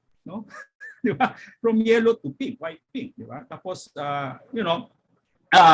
and then it's you change the brand, but you did not change the narrative. It's still, if you look at the narrative of the Lenny campaign, it still relies largely on what our friend Wataru Kosaka termed as moral politics. So it's still vote for us because we're good. Mabuting tao kami, aangat ang buhay dahil sa matinong gobyerno. So it's no different from Matuwid na Daan, which was tarnished from within because of the DAP pork barrel scandal, and of course the onslaught of attacks by the DDS. So it's a damaged brand, sad to say. So yun ang yun ang. But I guess let me rephrase. But I guess that's my question. I mean, Nicole and Dr. Ron, given yon, parang of course really the brutal trolling by not just by the DDS but by the Duterte administration itself obviously damaged it. But on the other side of it is, my question is, when they make that decision outside of the damage and the tainting that was deliberate, what is the pink campaign acknowledging about yellow? What will they acknowledge about, or what should they acknowledge about yellow, other than saying na kasi that's the other side of it, diba? If they say na no, damaged lang yan nang dahil tinotroll kami, it's the same as saying na hindi, rebranding lang to, we're essentially the same. But they're also very, very quick to say that no, we are not the same. So if you take it from that perspective, what is that side of the thinking actually trying to acknowledge without grudgingly admitting it, that there is something that they needed to acknowledge about how yellow politics is perceived? I think when we listen to the vice president and her daughters, actually, there is a strong emphasis on listening to people who do not share the same view. Sobrang ang lakas ng call to action, especially of the grounded house-to-house campaign coming from the top. I mean, the Robredos themselves calling their supporters to engage with people who are not like them. And I think that is the difference in terms of the origins of the campaign. The Aquino campaign presupposed that they already have a shot at winning by virtue of the president's son. Parang it's destiny. Cory Aquino died, there was support, and then it's destiny. That was part of the story. But for the Robredo campaign, there was no such story. So there is a recognition that for them to grow the movement, they need to be able to reach out to people who are not like them. And I think once there was a question in the Q&A in terms of, is the Robredo campaign already a movement? My answer is it remains to be seen. Rallies are fantastic. They are exhilarating. They affirm that you are not alone in believing in the candidate. They affirm that you are supported by like-minded people. They affirm that the campaign is represented by people who have different forms of marginalities, poor people, LGBT, students, senior citizens. It's fun and it's exhilarating. But this is the physical embodiment of an echo chamber, right? Obviously, pupunta ka sa rally kasi gusto mo yung mga kasama mo sa rally. And I think this is what's very exciting about the Robredo campaign. If the house-to-house movement can actually shift the outcome of the elections, and most importantly, if Vice President Robredo does win to become president, what happens to that movement? How will people take part in political participation? So I am from the EDSA DOS generation. My first rally was the Era of Ouster rally. And I can honestly say, tinamad yung generation ko. After that rally, we felt so politically effective. Tihanke. Political efficacy. Yeah, we had a huge sense of political efficacy. Pero after that, wala na, okay na. We just, live our lives. So I think this is a very critical moment on how the Robredo campaign can translate the emerging movement to something more sustainable and build institutions for political participation. Because after all, this is the NAGA model, right? The participatory democracy model of NAGA that has been really the stellar case study in all MBAs and public administration modules around the world. It's the NAGA case study of political participation.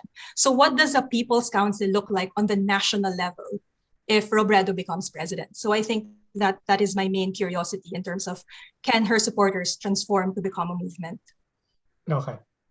On the other side of it, and unfortunately, Dr.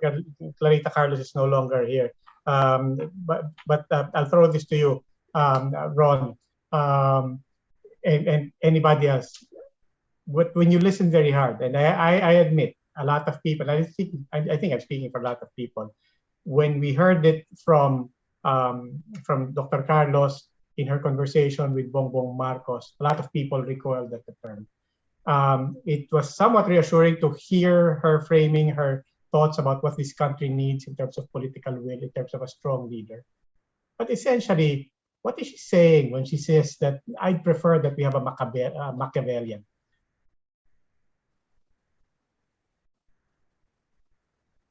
Is that directed at me, Roby? Yeah, to anyone. No. I get the tougher question. No, I asked this also because kanina I was having a conversation, I'll be honest. Kanina I was having a conversation with Ching Jorge of Youth Left. And I said, my first instinct here is, of course, this is going to go viral. She has a lot of followers now, very popular. One is there's a certain level of inoculation and normalization that now comes with the word. But my other concern is social media. I saw a lot of tweets saying, "Uy, my new word of the day ako." Diba? I have another highfalutin thing to start saying, and so on. And I'm thinking, one moment and one virality, and I'm thinking, how many years to undo, or at least to try to give the nuance and the education just on that one word. So I'm trying to listen very hard. I'm hoping but listening very hard, what is not just Dr. Carlos, but to be fair, take it away from her. What is Bongbong Marcos also saying when he says, matagal ko nang pinag-aaralan niya si Machiavelli? Yeah. Well, I think actually si Dean July began to answer this in his presentation. There is my interpretation of it, and again, I defer to Dean July on the political science aspect of this. But from an economic perspective, if you're looking at a middle class that is disgruntled not happy with the lack of inclusiveness, not happy with poverty reduction that is slow, growth that is high but is unequal in their results. They want big changes, right? And unfortunately, our inability to give that demand an outlet so that they could be heard, they could be reflected in policy, economic policies, very importantly, they most likely turn to populists to try and shake up the tree and get what they want. And so it's not so surprising to me that the populist wave, which is not yet over in our country, is getting a lot of support not from the poor necessarily, but from the low-income middle class. Now, obviously, for those of us who have read Machiavelli and who understand what Machiavellian means, it is unscrupulous ruthlessness. Basically, this is the Webster's dictionary definition, right? And you don't want, and it includes hypocrisy, not telling the truth, being really a bad leader, right? But it also, I guess, evokes a certain level of sort of a maverick approach at governance that will shake up the tree, not take the status quo as a given. At least I'm trying to give that what might be an appealing spin to it, right? And I'd like to think that when Professor Claire actually describes Machiavelli, that's what she means. But in fact, the real and true interpretation of Machiavellian is actually quite dark and is linked to authoritarianism. So one hopes that's not really what we're building towards, but I think I can understand a little bit why some people actually gravitate to such a maverick way. Yeah, but not just people gravitating to it, or not just people even finding it fashionable to be contrarian and say, oh, but when Bongbong Marcos himself basically does not reject it, diba? And that it's asked of him. I believe he knows what it means, politically, structurally, and even the Webster definition. I believe he knows what it means. Right. But when he doesn't reject it, he doesn't distance himself, knowing all the baggage that comes with the Marcos name, what is he seeing in their own understanding of people, in their own gamble that this is the right answer to that question? Dijila, you want to take a crack at it? Oh, yeah. Kasi I'm so sure, Professor Carlos, who was also my professor at UP when I took my master's there, she knows her Machiavelli. Pero I doubt if Bongbong Marcos read Machiavelli and really understood what it was all about. Kasi alam natin what the prince was all about. It was a personal treatise. Ito nga yung point. Sorry, July. Sorry, July. I'm coming from the perspective that I'm assuming that he does know. Diba? I'm giving him the benefit of doubt that he understands, even at the most basic level, that it's amoral politics, it's fascist, and so on. The end justifies the means and all of that. I'm assuming that he did understand what the question was, and he knew both sides of this of the risk here, and he actually chose to say no. Ang point ko lang is, might he be saying that actually Filipinos will find this appealing? It's an affirmation of where he stands in his political philosophy, and he embraces that, and that is exactly the same philosophy as his father's. If you read Remigio Agpalo, that is exactly what Marcos was all about, right? So the Pangulo regime, so kaya nga ang sa akin, balikan natin ang effect niyan sa middle class, yung sinasabi ni Ron, yung what Adele Webb recently wrote about, chasing freedom, the democratic ambivalence of the middle class. The rise of Duterte was not really your classic Arab style populism. It wasn't the poor who supported it. It was the middle class. Ang middle class ang nagluklok kay Duterte at sumuporta sa mga karamihan ng mga polisiyan niya. So remember, the middle class supported the declaration of martial law. Tayo, Roby, buhay na tayo mga panahon na yun. So, maalala natin. I don't know about Ron. So, alam ko na yung middle class were so happy with the declaration of martial law, at least for the first 3 to 4 years, until problema sa ekonomiya, na nagbagsakan na yung lumitaw na yung mga cronies. No? So, and then the same middle class supported the democratic struggle against the dictatorship that led to EDSA. No? And then, yung nga, sa panahon na nila Ronald ni Nicole, EDSA DOS. No? Pero yun nga kung titignan mo lahat ng surveys, ito-track mo, ang taas ng preference natin for democracy, lalong-lalo na yung middle class. Pero sila din yung nagsasabi na minsan sumusobra ang demokrasya, kaya kailangan natin ng strong leader para magdisiplina. It's the same pasaway narrative na nakita natin nung pandemic. No? At sinusuportahan niya ng karamihan sa middle class natin. So, nagre-resonate yung Machiavellian statement ni BBM dito sa mga supporters nito. I think if Nicole, I can you just wanted to say something? I can just react to that. If we observe what kind of a leader he is based on how he runs his campaign, I think mas contemporary authoritarian yung style. Meaning, my colleague calls it sophisticated authoritarianism. Meaning, siguro hindi siya mag-i-impose ng martial law. Siguro hindi militar yung magpapatakbo ng gobyerno. Pero magkakaroon ng mga rollbacks. Halimbawa, I will not engage with biased media. Sa SMNI lang ako mag-attend na debate. Hindi alam ng press corps kung ano yung schedule ng campaign niya. Gulatan na lang. Hindi siya magpapa-ambush interview. All accusations and calls for accountability will be dismissed. Chismis yan. Paninirang tao lang yan. Right? So, it will not be an in-your-face martial law. There will be a curfew. But these are authoritarian innovations that will constrain spaces for voice and accountability. And I think that's scary because that's the palatable face of martial law. And you can formally appear like you're a democratic state. You can appeal to foreign governments to continue foreign aid. You can appeal for foreign governments to support you because you're formally democratic. There are elections every 6 years. You have midterm elections. But the control is more sleek or slick, right?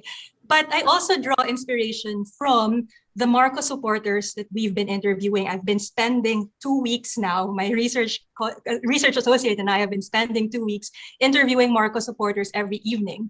And we interviewed someone yesterday, and he's very much impressed with the infrastructure legacies of Marcos Sr. and President Duterte. And then I asked him, hindi po ba kayo nababother dun sa mga human rights violations? And his line was, kung may umabuso, alam na ng mga tao kung anong gagawin nila. So there is always this threat na parang pag umabuso kayo, mag-e-EDSA kami ulit. Right? So I think in a way, that is precisely the point of democratic ambivalence, that Filipinos are ready to balance democracy with all different ideas and kind of disregard a particular idea if it no longer works for them, which is not to say it's not scary. I'm just saying that for some supporters, may hangganan siya. Roby, if I may quickly add to what Nicole said, no, in fact that's the trend not only in the Philippines but around the world. No? If you read How Democracies Die, no, gone are the days of the tanks and military hard authoritarian power grabs. No, what we are seeing is actually soft, light, authoritarianism. No, and we've seen that also with Trump, in the United States. No. And with other populists in Europe and in other parts of the world. No? Pero ang ano dyan kasi, yun nga ang makikita natin, ang patutunguhan nito, meron din political system known as soft or electoral competitive authoritarianism. No? Yung ibang bansa sa Southeast Asia, karamihan sa kanila actually authoritarian pero may eleksyon. Di ba? So baka doon tayo patungo. No? Okay. We're practically out of time. I just want to give each of our speakers, kung kaya nyo, 30 seconds each for a final statement. And let's go back to the theme of our discussion. What's at stake? And not in terms of this campaign, not in terms of any particular candidate, but what's at stake in terms of what does our society look like from day one of this new government? What's the baseline for the new government as they assume office in the second half of this year? Anyone can start. Okay, I'll start. Sige. No, actually, I will start because Ipi-plagiarize ko lang naman si Prof. Mendoza dito. So I understand this panel discussion has been a love fest. So for people who joined here expecting bardagulan, I'm sorry. But I remember one interview I did with Prof. Mendoza when we talked about what's at stake with political dynasties if we don't break political dynasties. And his answer to me was, there will not just be poverty, but there will be a poverty of ideas. And I think this is what's at stake in these elections. Parang it's a battle of ideas about it's a battle of ideas about the story we want to tell about the Philippines. It connects the present to the past, but also the future.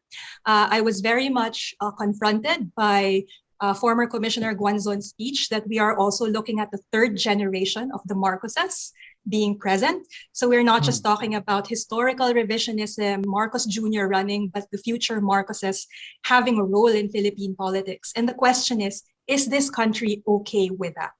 And I think the elections will be very decisive in setting the narrative of the country for the next few decades. Maybe I'll go next so that Dean July can give the final nice finish. But thank you, Nicole. I would add just in terms of the battle of ideas, but the battle of perceptions and narratives. I mean, you were talking about tainted brand for the Liberal Party, but I mean, how can you say that when we're talking about the ultimately tainted brand of the dictatorship, no? So, if you're going to look at taints for what happened in the last 30 years, they pale in comparison to the tainted brand of the dictatorship. And so it is really a perception setting more than anything else. And even if you concede that we did not hit many of the reforms we wanted in the last 30 years, that's not to say that the dictatorship was better, and so therefore we should go back to it, which is really what the narrative now suggests. So it's really misleading. And I think, if you are fair and if you are transparent, that you tell that, yes, we did not hit all of the reforms. But there's a saying, I think in other countries, only a Trudeau can fail.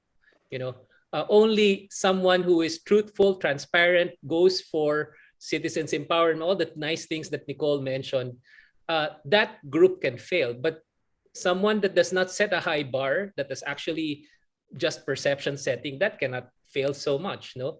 So you can always sort of correct the perception again in your favor. So I think in terms of values also, there must be some kind of battle of values happening right now. What kind of a country do you want to end up with? Which is why I am really heartened to see the church and different civil society groups now really active and speaking up more. And I think it will be a different flavor this time around, hopefully enough and in time. Yes. Okay. So again, going back to my presentation, again, I'd like to ask the question, are we seeing the twilight of the EDSA Republic? And and I would like to echo what Dean Mendoza said. It's true that EDSA had its flaws, but of course, EDSA also brought us hope. And EDSA was a promise. That promise may not have been completely been delivered, but it doesn't mean that we should go back to a regime that has been far worse than what we have been through in the past 30 years. So the stakes are high, not only for the different presidential candidates, but really for the trajectory of our country, especially with regard to whether we will really try to consolidate our democracy, or we're just going to regress and go back to square one. And again, I belong to that generation that came of age under the Marcos years, and I was part of that generation that joined the democratic struggle to restore our democracy, no matter how flawed. And it is up to the next generation to continue that struggle. Okay, maraming sa lahat. Dr. Nicole Curato, Dr. Julio Tihanke, and Dr. Ron Mendoza. Maraming salamat po. Let me say also on my behalf, it's been a privilege, always an honor, always enjoyable being with all of you. And I turn over to our host now. Specifically, I want to bring in Kendrick Go for our final remarks and to close out our program. Hi, good afternoon. I'm Kendrick Law, past president of the Rotary Club of Fort Bonifacio Global City. As we have all heard from our panelists, our country's problems are a result of structural and systemic deficiencies that have been piling up for decades. While it is improbable for any single administration to address all of these issues, this year's elections represent an opportunity to get started on addressing these festering issues in our society. Hopefully, this afternoon has served as a reminder that building a functioning and vibrant Philippines is a continuous work in progress, and we must all do our part by making informed choices this coming year. Thank you, everyone, and have a great day.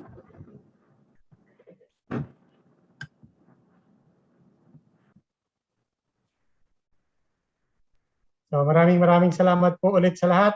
I guess this is still me on behalf of Bambina and Manila House, Asia Society Philippines. Let me just make sure I'm not missing anyone.